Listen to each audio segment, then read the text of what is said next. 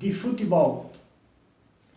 Eu ontem vi o jogo do Vasco, Vasco e Santos. Vi também Palmeiras Internacional, mas eu fiquei muito feliz com o Vasco, porque o Vasco está fazendo a política antiga, de trazer jogadores dos times menores do próprio Rio de Janeiro.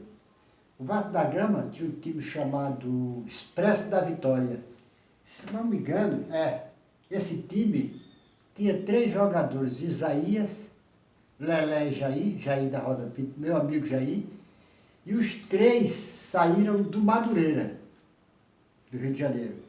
E eram chamados 3 patetas do Madureira. E fizeram timaço. Eles ajudaram a fazer o timaço.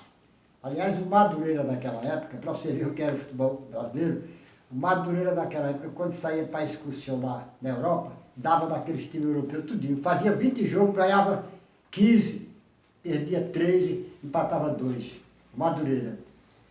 E ele sempre foi um time de revelar grandes jogadores para o futebol brasileiro. E esses 3 aí ele revelou, o Vasco foi lá, pegou, eram os 3 patetas, e conseguiu formar um timaço com eles 3. Pois bem, eu fiquei muito satisfeito quando eu vi que o Vasco da Gama trouxe do Madureira o zagueiro Marcelo Alves, 1,88 m, 22 anos, muito futuro. E o atacante chamado, agora me esqueci o nome, fez até o gol, foi melhor em campo, Catatal, foi melhor em campo. Eu espero que o futebol brasileiro continue fazendo o que o Vasco está fazendo, indo buscar jogadores nos times pequenos do Brasil, jogadores com nome tradicionais do futebol brasileiro, Catatal, esses nomes assim. Eu espero que essa sacada do Vasco sirva de exemplo. Essa jogada não, essa atitude do Vasco, copiando o seu passado, sirva de exemplo para os outros times. Nós começarmos a procurar jogadores aqui no Brasil, nós vamos encontrar cada jogador. Eu estou vendo essa segunda divisão, essa Copa Brasil, é cada jogador, excelente jogador que você nem conhece, nem sabia o nome, excelente jogador. Então, do Vasco está de parabéns. Eu sou vascaíno, torcedor do Vasco. Não gosto de jogador estrangeiro. Não gosto do futebol brasileiro cheio de jogadores e treinadores estrangeiros. Não gosto. Por quê? Porque o futebol brasileiro é o maior vencedor da história do futebol com os seus próprios jogadores. 28 títulos mundiais. Segundo colocado, a Argentina, 18. Na Europa, quem mais tem 13. Com os seus próprios jogadores, tem 8. Que é a Itália e a Alemanha. Isso é o número de títulos que tem o Uruguai. É o mesmo número de títulos que tem o Uruguai. O Brasil tem 28, a Argentina tem 18. Na Europa, quem mais tem, com seus próprios jogadores, tem 8. Itália e Alemanha, com seus próprios jogadores. O mesmo número de títulos que tem o Uruguai aqui. Tá bom? Então, veja bem, eu fiquei muito feliz. Não é que eu seja contra jogador estrangeiro. Não, sou contra. Se trouxer para cá os melhores dos países sul-americanos, eu até que aceito. O Santos, por exemplo, o grande Santos, tinha Serras, melhor goleiro da Argentina, tinha Ramos Delgado, maior zagueiro da Argentina. O Grêmio tinha Hugo de Leão, o maior zagueiro da Alemanha, do Uruguai, na época. O São Paulo tinha Pedro Rocha, maior meio de campo do Uruguai. Dario Pereira, melhor quarto zagueiro. Então, só trazer para cá os top. Inclusive, recentemente, há não sei quantos anos, 20 anos atrás, 15 anos atrás, sei lá, o Corinthians trouxe Tevez, que era o melhor centroavante da Argentina, e trouxe Mascherano, que também era o melhor quarto zagueiro. Aí eu sou favorável. Mas eu sou contra quando traz refúgio. Então, não dá para entender, eu não entendo. Tem tantas coisas no futebol brasileiro que eu não entendo. Por exemplo, todos nós sabemos que o futebol europeu, todos nós sabemos, que os times europeus, para se reforçarem, procuram contratar e contratam os melhores jogadores, os melhores craques e as melhores revelações, principalmente do futebol brasileiro, mas também do futebol argentino, do futebol uruguaio, do futebol colombiano, do futebol chileno e do futebol africano. Mas principalmente do futebol brasileiro. Eles contratam o que nós temos de melhor. De melhor. Os nossos craques e as nossas revelações. Eles contratam. E com isso, eles fazem essas políticas exatamente para quê? Com esses jogadores sul-americanos. Eles contratam nossos jogadores, principalmente os brasileiros, para quê? Para abrilhantar, para elevar o nível técnico dos seus campeonatos. Em consequência, atrair um grande público para os estádios, ao mesmo tempo atrair grandes patrocinadores, atrair o interesse das televisões, as grandes cotas de televisões, e desta maneira fazer o mais rico e poderoso futebol do mundo, que é o futebol europeu. Vocês se lembram que essa política começou mesmo até 1994, 93, o futebol europeu importava muito poucos jogadores sul-americanos. Muito pouco. Mas depois que ele começou a importar, viu a vantagem de importar nossos jogadores, que além de tudo não custavam tão caro, e chegava lá e resolvia a parada. Porque nossos jogadores iam para lá primeiro, como eu já disse, para brilhantar os campeonatos, elevar o nível técnico. Com isso, trazer o grande público para os estádios e ao mesmo tempo atrair patrocinadores bilionários e também cotas de televisões bilionárias também. Ou seja, para fazer, ele levava nossos jogadores para transformar o futebol europeu na maior atração do mundo. Porque levava os melhores jogadores do mundo. Pois bem, essa era a política do futebol europeu. Primeiro eles levaram, se vocês se lembram que eles levaram Romário, Bebeto, Romário, Mário Silva, Roberto Carlos, depois Rivaldo, Ronaldinho, Giovani, Ronaldo Fenômeno, depois Robinho, Neymar, aí Lionel Messi, Tevez. Eles começaram a levar esses jogadores assim, Redondo, Mascherano, levaram o que tinha, Sanches, levaram o que de melhor tinha sul-americano, eles levaram para lá. Com isso, o nível técnico do futebol europeu cresceu. Quando cresceu, os estádios encheram. E aí, o futebol passou a ser a grande coqueluche. Era o centro das atenções da Europa inteira. E isso atraiu o quê? Os patrocinadores bilionários, as televisões bilionárias, e os times foram se enchendo de dinheiro. Transformar o futebol europeu nessa grande potência que é. Mas por que os europeus fizeram isso? Os europeus fizeram isso porque eles não têm condições de revelar a quantidade de craques que precisam para manter o futebol da Europa nesse estágio em que ele está. Com seus próprios jogadores, eles não iam conseguir nunca transformar o futebol europeu nessa potência que é. Então, eles disseram o seguinte: já que nós não temos condições de revelar os jogadores de que precisamos, os craques de que precisamos, vamos buscar os melhores do Brasil, da Argentina e do Uruguai, para manter o nosso futebol sendo essa potência que é. Fizeram isso, simplesmente fizeram isso. Né? Você não pode comparar vamos dizer, a capacidade do futebol sul-americano de revelar craques com a da Europa. Eu vou dizer somente alguns aqui, vou dar o nome de 20 só.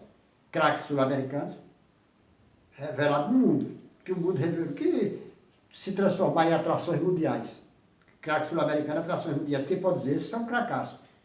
Pelé, Garrincha, Maradona, Lionel Messi, olha, Lionel Messi, Ronaldo, Rivaldo, Roberto Carlos, Cafu, Falcão, Ronaldinho Gaúcho, né?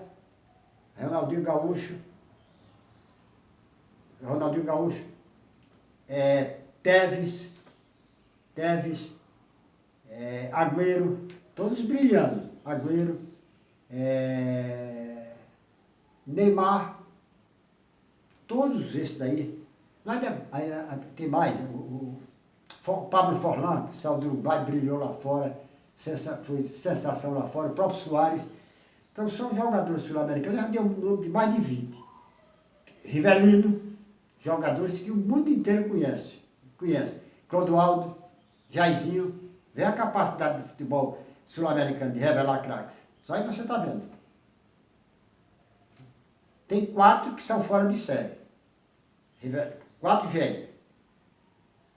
Pelé, Garrincha, Maradona e Messi.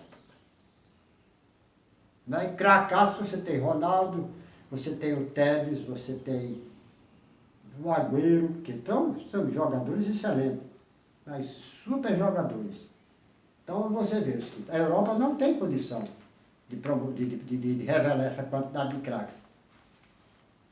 Você diz assim, quais são os cracaços que revelou? Vamos ver se eu consigo aqui dizer. Sim, eu falei de Stéfano da Argentina também, que era na época considerado o maior jogador do mundo, de Stéfano. Então você... É covardia se você fizer a comparação do número de jogadores, de craques revelados pelo futebol sul-americano e revelados pelos europeus, pela Europa. Na Europa você diz que, vamos dizer, vou dizer aqui, da Europa, Puskás, tudo bem, Eusébio no Vale, que Eusébio era de Moçambique, Eusébio no Vale. Então você tinha Puskás, você tinha Paulo Rossi, Beckenbauer,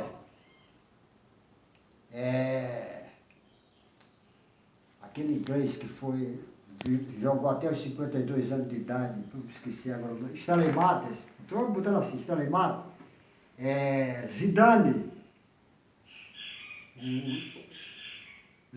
Cristiano Ronaldo, Iniesta, Chaves, completamente diferente. Mas tudo bem, Bebater, que está começando agora, tudo bem. 8 jogadores. Comparar com a Europa, o sul-americano tem 30, revelado para o mundo inteiro. Eu não falei em Carlos Alberto Torres, não falei em Carlos Alberto, não falei em Daniel Alves, que é considerado um dos maiores laterais que o mundo já viu até hoje, não falei nesses caras não. Está entendendo? O próprio Robinho, quando foi para a Europa. Então, o futebol sul-americano, ele é pródigo, revelar grandes jogadores, mandar para a Europa, para transformar o futebol da Europa nessa potência que hoje é. Agora, não dá para entender o que acontece com os clubes brasileiros. Enquanto os clubes europeus contratam os melhores jogadores sul-americanos para com esses jogadores elevar o nível técnico dos seus campeonatos, atrair o maior número de torcedores, patrocinadores, cota de televisão e, ao mesmo tempo, ajudar no desenvolvimento técnico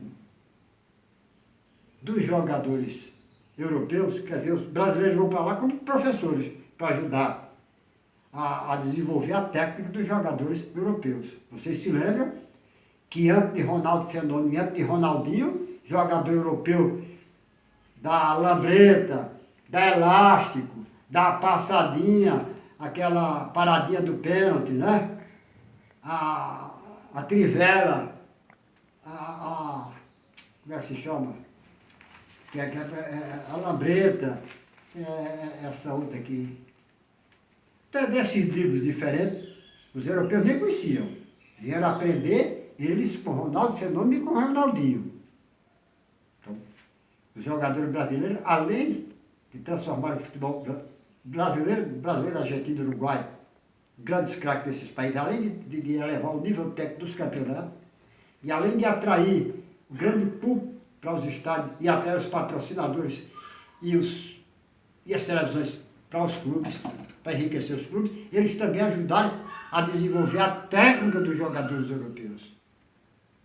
E isso começou a acontecer depois de até 94. Depois de 94. Depois eu volto para o Brasil, vou explicar. Até 94, De 1930, quando começou a Copa do Mundo, a 94, são 64 anos. Nesses 64 anos era para ter sido disputado 17 Copas do Mundo. Mas em 42 e 46 não houve Copa do Mundo por culpa da guerra. Então foram disputadas 15 Copas do Mundo. 15. 15. Era a época que cada país, os times de cada país jogavam com seus próprios jogadores, do próprio país.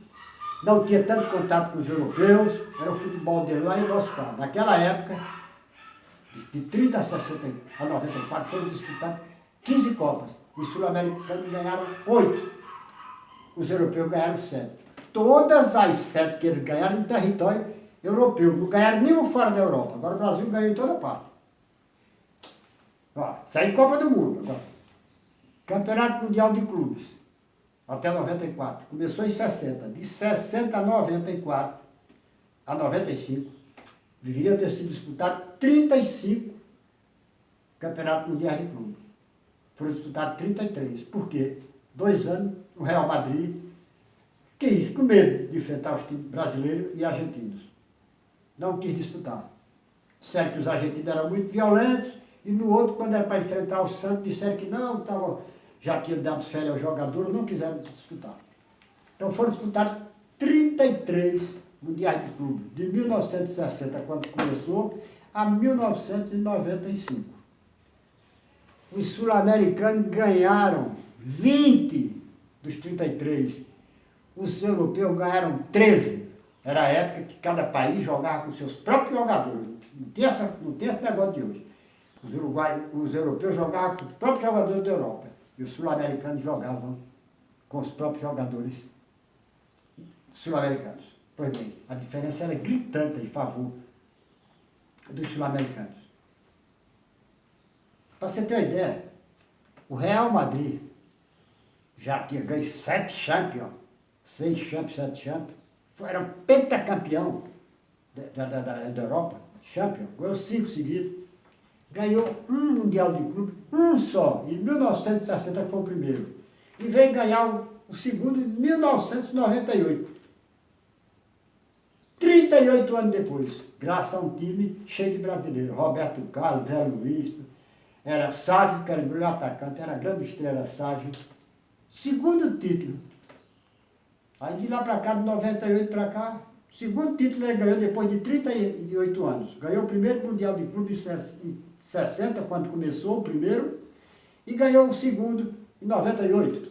Aí de lá de 98 para cá emendou para ganhar, porque aí se encheu de jogador argentino e brasileiro, ganhou tudo. Também franceses, ganhou tudo. Ganhou 6 títulos. Tinha ganho um em 38 anos. Um. Porque veio ganhar o segundo depois de 38 anos.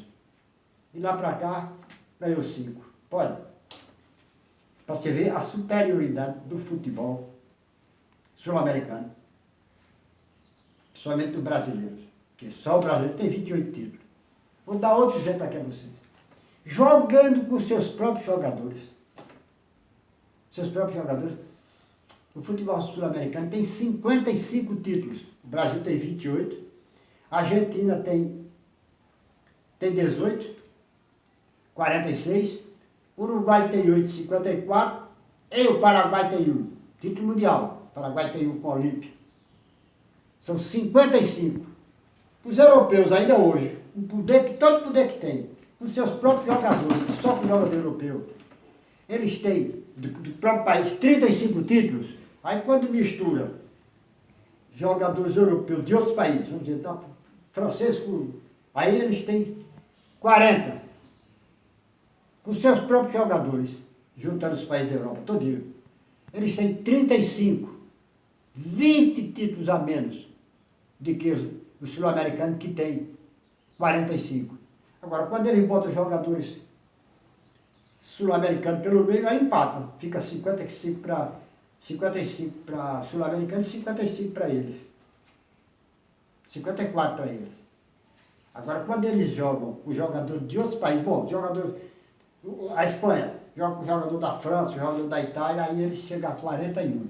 Quer dizer, ele tem 14 a menos. Por aí você vê a superioridade técnica do futebol sul-americano.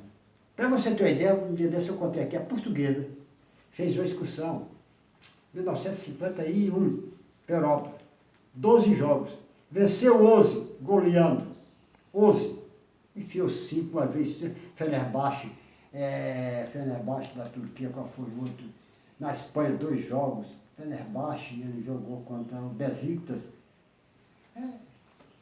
voltou invicto, dos 12 jogos ganhou 11, quase tudo de goleada, empatou 1. O Madureira, quando saía, dava em todo mundo. O Bahia dava em todo mundo quando voltava, o esquadrão de aço. A Ponte Preta não se falava. O Santos, então, Botafogo, Santos e Palmeiras.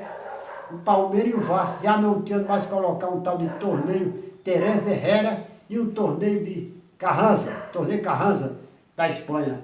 Eles não sabiam mais onde colocar os troféus desses torneios. O brasileiro saía para excursionar todo ano para encher os cofres dos clubes de dinheiro.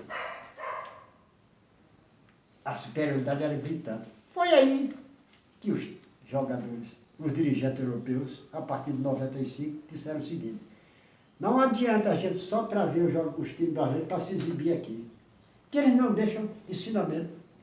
Eles vêm aqui, jogam, pegam dólar e vão embora, não deixam ensinamento nenhum. Nós temos que fazer é trazer os jogadores dele para jogar aqui, para eles ensinarem o futebol verdadeiro aos nossos jogadores. Como fizeram Estados Unidos e Rússia depois da guerra. Pegaram os grandes cientistas alemães, Estados Unidos levou um bocado e a Rússia levou um bocado. Aí desenvolveram todos aqueles arsenais nucleares que eles têm, que foram desenvolvidos a partir dos ensinamentos, dos conhecimentos dos cientistas que eles, claro, roubaram da Alemanha. Do mesmo jeito fizeram os europeus. Não podiam concorrer com os brasileiros, vamos trazer o brasileiro para cá. Eles levaram o brasileiro, a Argentina e o Uruguai e formaram esses grandes times. Pronto. Eu me lembro que em 1975 o Futebol Clube do Porto, vice-campeão da Europa, veio jogar com o CSA, vice-campeão da Europa. 2-0 para a gente. Eu me lembro que na época o centroavante, já acontece essa história aqui, chamado Fernando Gomes, do Porto, me pediu licença para pisar no gramado, que ele estava com a perna toda engessada. Pediu licença para pisar no gramado, porque ele queria ter a honra de pisar onde jogavam os maiores jogadores do mundo, os jogadores brasileiros. Aí eu perguntei, vem cá, e o campeonato português? Aí ele disse, Muniz, não tem nem como se comparar com o campeonato brasileiro. Não tem, né? Na Europa a gente sabe, o campeonato brasileiro é uma coisa diferente. O futebol de vocês é um futebol diferente. E eu quero ter a honra de pisar nesse gramado onde joga os melhores jogadores do mundo e os melhores times do mundo. E naquela época, veio jogar aqui o Porto, o meia-direita era ninguém mais, ninguém menos do que Teófilos Cubirra, um dos 10 maiores jogadores que eu vi jogar. Cubirras. Era daquele time, né? Era Mifre, era Cubirras, Cubirra foi de 70, né? Cubirra, era. Pois é, jogou naquele time que tinha Galhardo pela ponta esquerda, né? Era Baino, Cubirras, Perico Leão e Galhardo, não era? Mifre e Charles.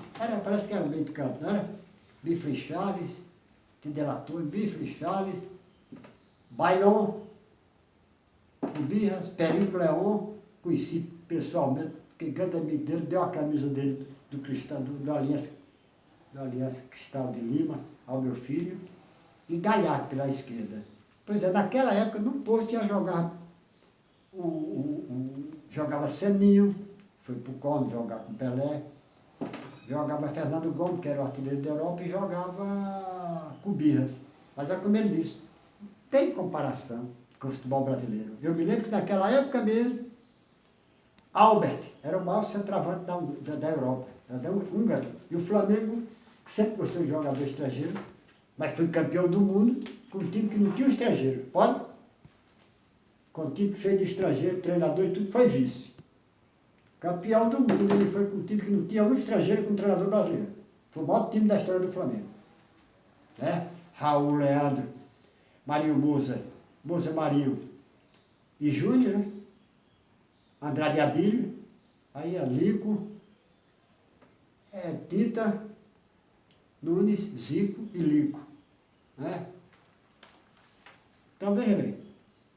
Aí eles levaram. E conseguiram sorte. Levaram, importaram nossos jogadores, não podiam concorrer, porque nossos jogadores vão levar. E nossos jogadores, exatamente, sul-americanos, cumpriram com o seu papel. Encheram os estádios, elevaram o nível técnico, encheram os estádios, trouxeram patrocinadores bilionários, trouxeram a televisão e o futebol europeu, essa máquina que é hoje. Agora, o que eu não entendo é o que fazem os diretores, os dirigentes do futebol brasileiro. Enquanto o futebol europeu vem aqui buscar o que nós temos de melhor para fazer o futebol europeu, para fazer do futebol europeu o mais forte do mundo, nossos dirigentes aqui ficam trazendo jogadores, craques da Venezuela, do Equador, de Honduras, ou então refúgio do Paraguai, do Uruguai, da Argentina, e agora veteranos da Europa, da África, do Japão, brincadeira. Aí vem aquele Roger inventadinho, vira-latinha da peste lá da Globo. Não, porque o Sidorf, aquele díbolo que ele deu contra o Madureira, mentira. Ele só deu aquele díbolo porque botou a mão, fazia apoio, então faltava a cintura, botou a mão no jogador do Madureira para dar o díbolo. Aquele díbolo, aquele balançado de corpo, ele viu no jogo Brasil e Holanda. Felipe, aquele do Vasco, dava aquele díbolo que ele parar e tudo, ia embora. Ele viu o Felipe fazer aquilo, ele ficou olhando assim no jogo, me lembro como hoje. Ele no meio do campo viu o Felipe fazer aquilo no jogo contra a Holanda. Brasil e Holanda, não sei quando foi. Chegou aqui, quem fazer, balançar o corpo. Quando ele foi, quem voltar, quem de cintura para voltar. Ele botou a mão no jogador. Aí, Roger, o díbolo vem cá, minha nega. Vira latinha. Então, veja bem. Eu não entendo, fica trazendo esses jogadores, porque é pior. Os vira-latas da crônica esportiva televisiva do Brasil chamando esses caras de craque. Honda já foi um bom jogador, Sidó foi um bom jogador, Calu, tomara que ele chegue aqui e acerte. Eu estou torcendo que eles acertem, não tenho nada contra jogador nem treinador europeu não, desde que eles fiquem lá. É como a floresta amazônica. Os europeus queimaram todas as suas florestas, agora querem tomar conta da Amazônia. Eles fiquem lá, que nós ficamos com nossa floresta aqui. De floresta entendemos nós, nossos índios. Então, de futebol entendemos nós. Eles podem até levar nossos jogadores que eles têm dinheiro. Agora, a gente trazer refúgio de Uruguai, Argentina, craque desse, veterano. O Honda não pode mais nem com a bola. Vai buscar nas divisões de base. Vamos buscar nas divisões de base. Nosso futebol foi feito, chegou ao que é, o maior do mundo, graças aos nossos próprios jogadores, Então ficam chamando os vira-latas, porque o craque, porque Romero, porque não sei o quê, porque Soteldo. Não tem nada contra Soteldo, mas, brincadeira. Porque Soteldo, logo dali é Marinho.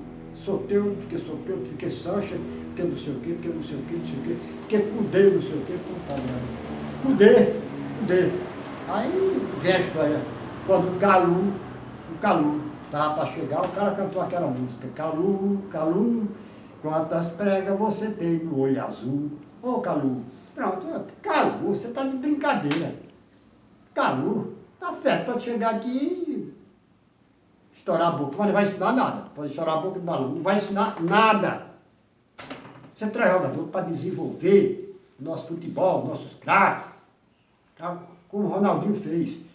Futebol se joga assim, como o Leonel Messi disse. Esse futebol que se joga na Europa hoje, todo ele é consequência do futebol do gaúcho. Eles não sabiam da pedalada, aquele negócio ali, não sabiam nem para onde ia, aquele drible, Ronaldinho, drible de bunda, cobrar falta debaixo da barreira, prenderam tudo com o Ronaldinho. O elástico, inclusive eu disse a vocês, eu duvido, eu estou sem bola a eles para dar o elástico que o Ronaldinho deu. A bola quicou, quando quicou, subiu, o Ronaldinho deu um elástico com a bola no ar. Até hoje o Lobinho, o primo irmão do Zagallo, diz a mim, Zé, eu nunca vi ninguém fazer aquilo. O Marquinhos também, que trabalha de vez em quando aqui, em casa, também disse isso. Seu Zé, eu nunca vi um cara dar elástico com a bola no ar, só Ronaldinho Gaúcho. Como minha filha que está gravando chama, o bruxo. É o bruxo. Pois bem, então, além de trazer esses jogadores, a turma da Crônica Esportiva Televisiva do Brasil, vira-lata, até a tampa, fica chamando de craques.